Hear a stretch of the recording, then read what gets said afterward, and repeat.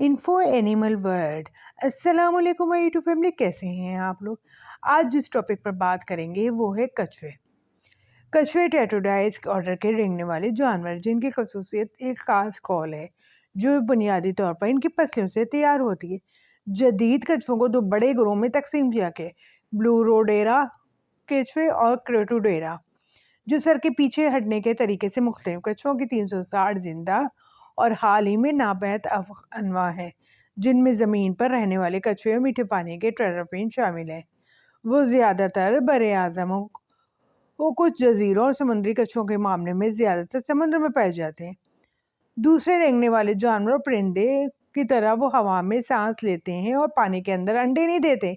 हालांकि बहुत सी अनवा हैं जिनमें या इसके आसपास रहती हैं। दोस्तों, कछुओं को आबी खागरोब का नाम भी दिया जाता है। कछुए समुद्र में मौजूद काए, गैर ज़रूरी घास और आबी हयात के लिए दीगर मुज़र सेहत अज़ाम को खा लेते हैं, जिसकी वजह से समुद्र या दरिया साफ सुथरा रहता है। कछुओं की खुराक में जेलीफिश भी शामिल है, जो आलूदगी की वजह से पैदा होती है। माहिरीन के मुताबिक जेलीफिश ऑक्सीजन के बगैर गंदगी और आलूदगी में बआसानी अफजाइश पाती हैं। यही वजह है कि गुज़श्ता कुछ अरसे में बढ़ती हुई माहौलियाती आलूदगी की वजह से दुनिया भर में जेलीफिश की आबादी में तेज़ी से इजाफा हुआ है। कछुए इस जेलीफिश को खाकर समुद्र को उनसे महफूज रखते थे, ताहम अब जेलीफिश में इजाफे की एक वजह कछुओं की तादाद का कम होना है। माहिरीन का कहना है कि कछुए पानी की काई और घास को ना खाएं तो समुद्र में मौजूद आबी हयात का निज़ाम, जिंदगी और इकोसिस्टम गैर मुतवाज़न हो सकता है, जिसका असर पहले आबी हयात और बाद में इंसानों तक भी पहुँचेगा। सिंध वाइल्ड लाइफ के मुताबिक कराची में 2 से 3 साल का नाइजीरिया वायरस के फैलने की वजह भी कछुओं की तादाद में कमी थी। इस वक्त अगर बड़ी तादाद में कछुए समुद्र और आबी ज़खायर में छोड़ दिए जाएं तो वह पहले इस वायरस को खा के इससे ताकतवर होने और इंसानी जानवरों के ज़िया का सबब बनने से रोक देते। केछे की तेज़ी से रोनुमा होती हुई मादूमी की वजह जानने के लिए आपको इनकी अफजाइश नस्ल का मरहला समझना होगा।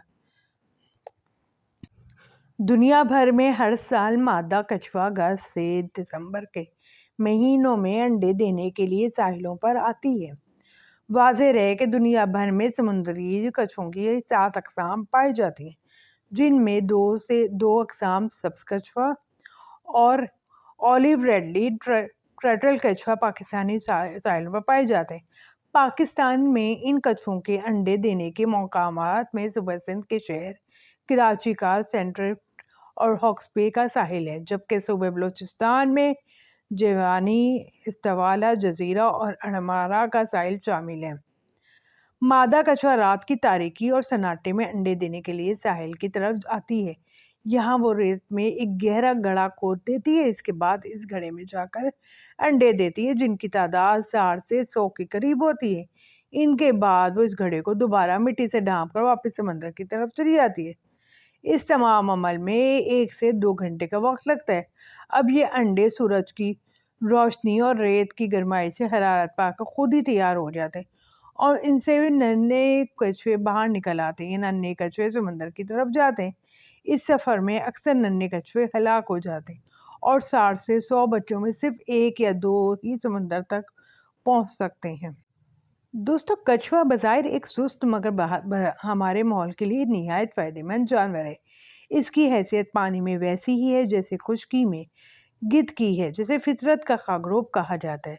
गिद्ध दरअसल जा बजा फेंकने जाने वाले मुर्दा अजसाम जानवर इंसान को खा जाता है, जिसके बाद इन अजसाम से ताफून फैलने, ख़तरनाक बीमारियाँ फैलने का खतरा नहीं।